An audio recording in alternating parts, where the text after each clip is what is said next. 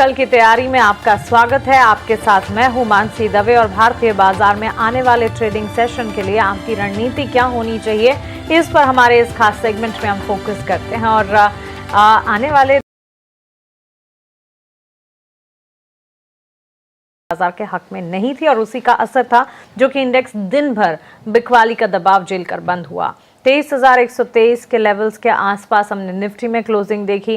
Bank Nifty में भी बिकवाली का दबाव, बड़ी दिग्गज बैंकिंग प्लेयर्स, छोटी मझौली बैंक, एनबीएफसीज, हर तरफ लाल निशान और 54,000 के इर्द गिर्द बैंक निफ्टी में भी दिन भर उतार चढ़ाव के बीच ही कामकाज नजर आया। अच्छा, बेंचमार्क्स तो टूट रहे थे, लेकिन उनके साथ साथ ब्रॉडर मार्केट्स में भी तस्वीर कुछ ऐसी ही थी। मिड कैप स्मॉल कैप में भी हमने देखा लाल निशान के साथ बिकवाली का दबाव जो है दिन भर हावी होता रहा। लेकिन यहां से आगे आपके लिए रणनीति क्या होगी, भारतीय बाजार को कैसे नेविगेट करना चाहिए और क्या स्ट्रैटेजी बनानी चाहिए ताकि आप अपनी पूंजी जो है उसे सही दिशा पर, सही जगह पर लगा पाएं, ये सब कुछ समझने की कोशिश करते हैं। और चलिए हमारे एक्सपर्ट्स को जोड़ लेते हैं। हमारे साथ पृथ्वी फिनमर्ट के हरीश जुजारे हैं और Motilal Oswal financial services limited के नंदीश शाह जुड़ गए हैं। हरीश, नंदीश, बहुत स्वागत है आपका ईटी नाउ स्वदेश पर अपना समय हमें।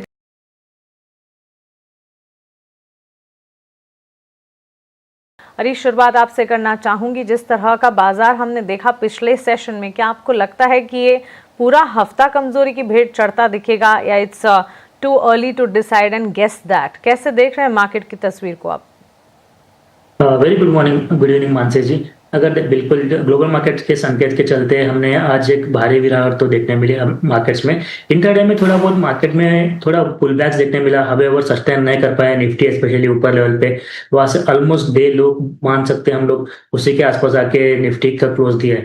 अगर टेक्निकली देखते हैं तो मुझे लग रहा है कि यहाँ इंटरेस्टिंग स्ट्रक्चर बनाया हुआ है। आज का कैंडल फॉर्मेशन जो है एक इन्वर्टेड हैमर जो है हैमर फॉर्मेशन बना है।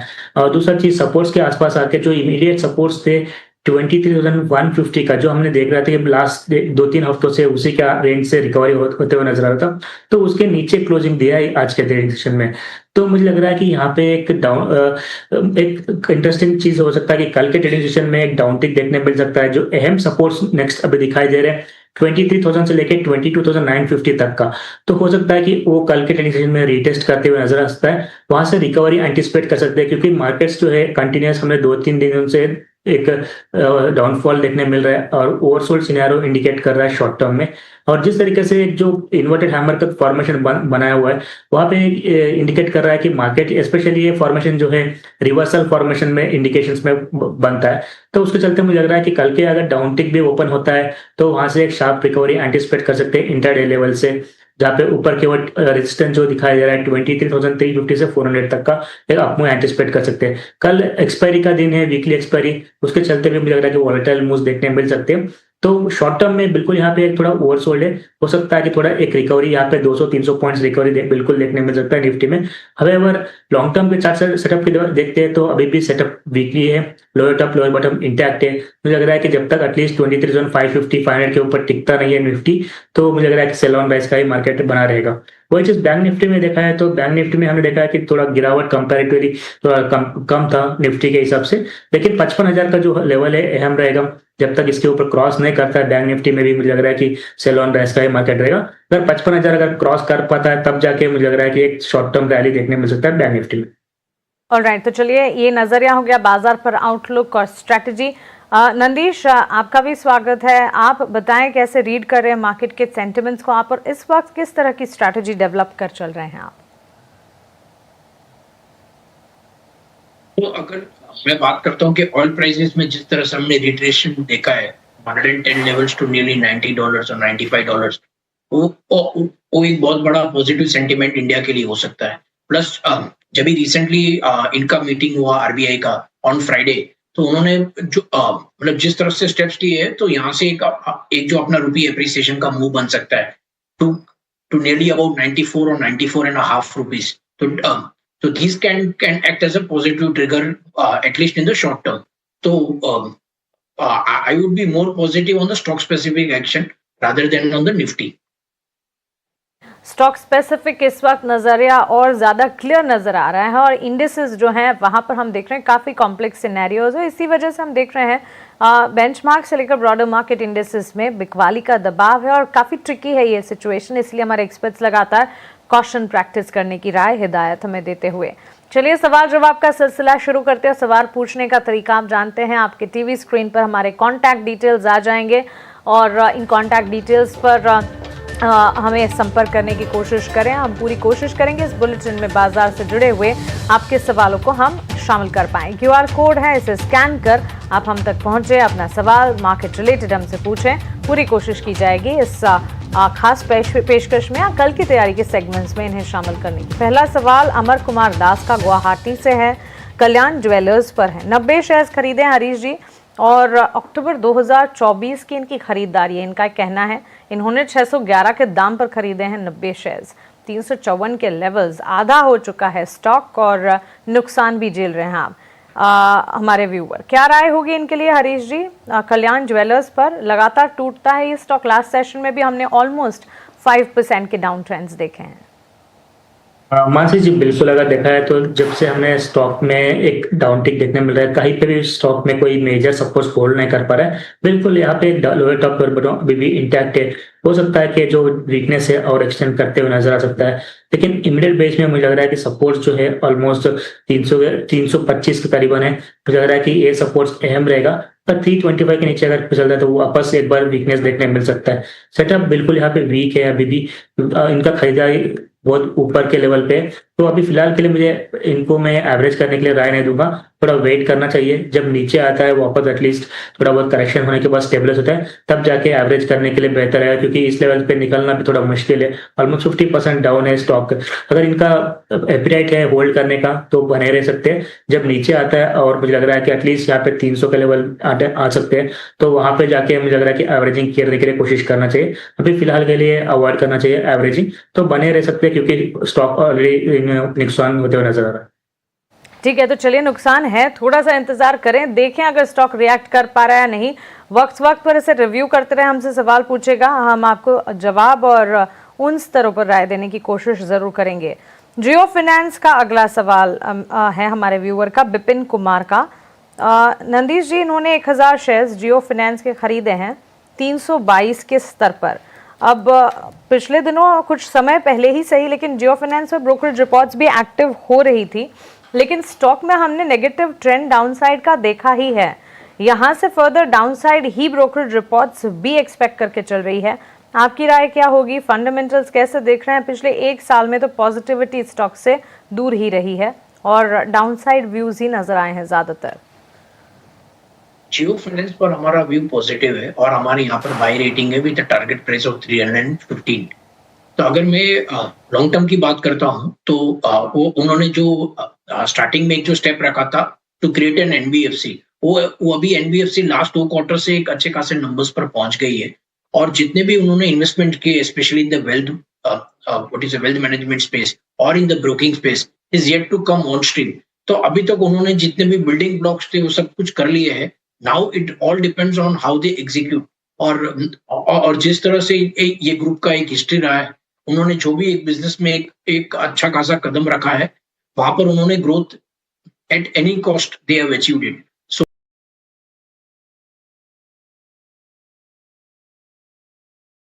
Is a hold at current levels.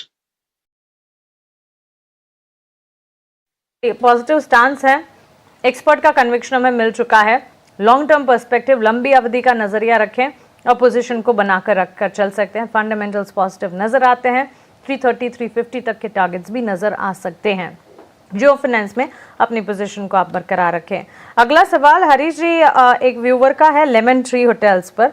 Girish सवाल पूछ रहे हैं, 1000 शेयर्स इन्होंने लेमन ट्री होटल के खरीदे हैं, एंट्री प्राइस अपनी 100 की ये बता रहे हैं। मुनाफा है करीब 3% के गेंस के साथ लास्ट क्लोज भी स्टॉक में देखने को मिला है। 180 के लेवल तो देखे हैं ये स्टॉक ने, और इन्होंने तब खरीदा था जब डाउन ट्रेंड्स थे स्टॉक में। बेस्ट क्या है इस सेक्टर के लिए और क्या इन्हें लंबी अवधि के लिए पोजीशन को मेंटेन करना चाहिए, ये सवाल है इनका। मानसी जी, अगर लेमन ट्री की बात करते हैं, देखिए लास्ट ऑलमोस्ट 2-3 साल से स्टॉक एक मेजर सपोर्ट के पास से रिवर्स हो रहा था 113 110 के आसपास से। तो वहां से हमने देखा है कि स्टॉक रिकवरी तो देखने मिला। उसके बाद हमने वहां पे स्टॉक में लास्ट 6 महीने से कंटिन्यूस एक सेल ऑफ देखने मिल रहा है। तो मुझे लग रहा है कि यहाँ पे जो मेजर सपोर्ट्स थे 112 115 का, तो उसके नीचे ट्रेड कर रहा है। मुझे लग रहा है कि यहाँ पे सेटअप थोड़ा खराब होते हुए नजर आ रहा है, क्योंकि जिस तरीके से सेटअप मुझे लग रहा है कि वीकनेस नजर आ रहा है, तो हो सकता है कि और वीकनेस देखने मिल सकता है आने वाले दिनों में।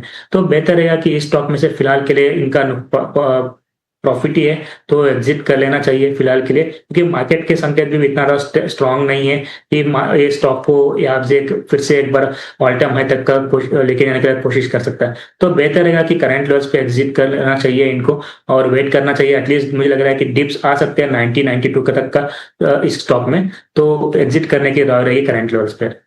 ठीक है, एक बार मुनाफा बांध लें, ये राय आपको मिल रही है। वैसे ही आपके पास प्रॉफिट है, भले ही 7-8 हज़ार का प्रॉफिट है, लेकिन एग्जिट कर जाएं और प्रॉफिट को बुक करें, ये राय फिलहाल आपके लिए है। अगला सवाल रितेश का है और एक्सचेंज प्लेटफॉर्म स्टॉक पर है। नंदीश जी, आपसे एक टेक जानना चाहेंगे overall exchange ancillary stock basket के लिए। इनका सवाल CDSL पर है। वैसे 50 शेयर CDSL के इन्होंने खरीदे हैं, 1383 अपने एंट्री लेवल ये बता रहे हैं। 1193 के स्तर पर CDSL के स्टॉक ने लास्ट क्लोज दिखा, ऑलमोस्ट 2% के डाउन ट्रेंड्स के साथ करीब 10,000 का नुकसान हमारे व्यूअर को है। प्लेटफॉर्म स्टॉक्स में इसके अलावा भी अगर कोई पसंदीदा स्क्रिप्ट है आपके रेडार पर तो वो भी बताएं, और CDSL पर भी राय दीजिएगा। पहले मैं बात करूंगा CDSL की, यहाँ पर हमारा व्यू करंटली न्यूट्रल है, और वहां पर हमारा प्राइस टारगेट इज 1160। तो अगर इनका शॉर्ट टर्म का व्यू है, तो जिस तरह से हमने देखा है कि एक जो डीमैट पेनिट्रेशन जो इंडिया में चल रहा था since last 4 years, that is now प्लेटोड।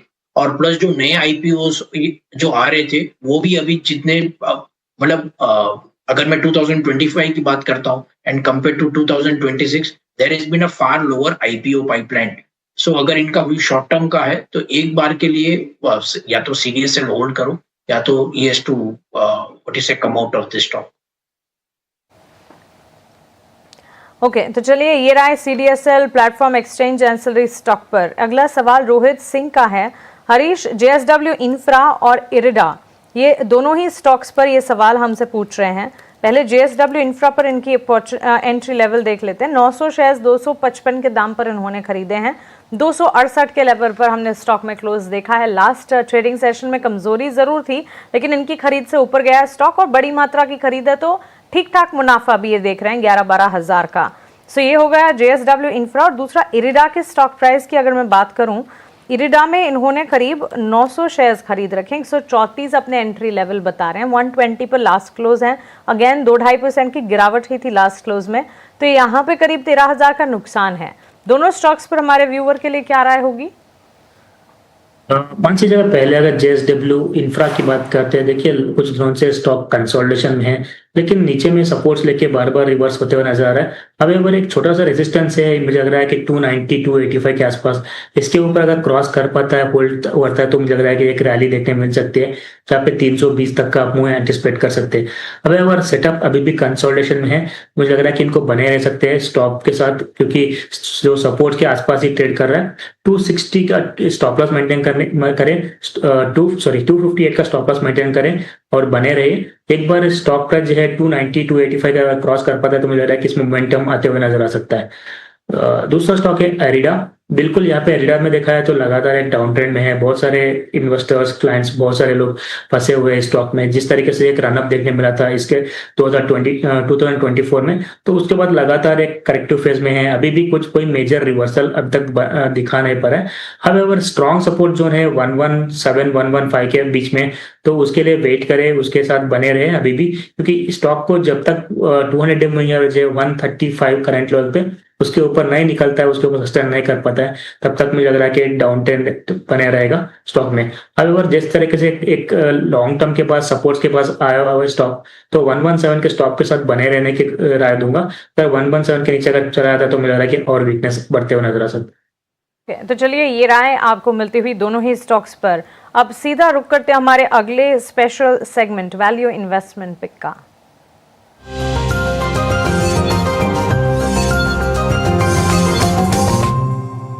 शुरुआत आपसे करना चाहूंगी, बताएं क्या है आज के VIP शेयर्स?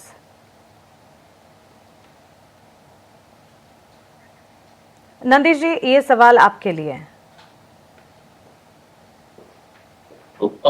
मेरा पिक है पिरामल फाइनेंस, जहां पर हमारा प्राइस टारगेट है 2325। तो ये एक एनबीएफसी है फ्रॉम द पिरामल हाउस। और जिस तरह से उन्होंने होलसेल बुक जिस तरह से क्लीन की है and slow and steadily they have move towards the retail assets, और वहां पर उनको एक अच्छा खासा यील्ड मिला हुआ है। Plus the cost of borrowing is also likely to come down. तो अगर कोई भी लॉन्ग टर्म इन्वेस्टर है तो उनको पिरामल फाइनेंस से slow and steadily they should accumulate it for at least 1 year perspective. Okay, तो चलिए ये राय हो गई वीआईपी शेयर नंदी शाह की तरफ से। हरीश जी, आप बताएं आपकी तरफ से वैल्यू इन्वेस्टमेंट पिक्स क्या होंगे? मानसी, 2 स्टॉक से मेरे राय पे, एक बाय का और सेल का। पहला बाय का जो है फेडरल बैंक में है। अगर देखा है तो फेडरल बैंक में एक कप एंड हैंडल का फॉर्मेशन का ब्रेकआउट दिया है। मुझे लग रहा है कि सेटअप पॉजिटिव है, जहाँ पे आने वाले दिनों में एक अच्छा अपमूव देखने मिल सकता है स्टॉक में। तो करंट लेवल्स पे डिप में बाय करने की राय रहेगी। 304 से लेकर 300 के बीच में खरीदने का राय रहेगा। और टारगेट्स बनेंगे 325 और 340 शॉर्ट टर्म के लिए, और स्टॉप लॉस मेंटेन करना है 290 का। दूसरा स्टॉक है जेएसडब्ल्यू स्टील। अगर देखा है तो हमने कुछ अच्छे रैली के बाद मेटल स्टॉक्स में थोड़ा प्रॉफिट बुकिंग आते हुए नजर आ रहा है। हो सकता है कि जेएसडब्ल्यू स्टील में भी और प्रॉफिट बुकिंग देखने मिल सकता है, तो उसके लिए सेल का राय दूंगा यहाँ पे। और टारगेट्स बनेंगे 1220 और 1200 के लिए। स्टॉप लॉस मेंटेन करना चाहिए 1300 का जेएसडब्ल्यू स्टील में। ओके, तो चलिए ये हो गए वैल्यू इन्वेस्टमेंट पिक हमारे दोनों ही एक्सपर्ट्स की तरफ से। नंदीश जी, हरीश जी, बहुत शुक्रिया आपका हमारे साथ जुड़ने के लिए, सवालों के जवाब देने के लिए, हमारे व्यूअर्स की कल की तैयारी करवाने के लिए। चलिए जाते जाते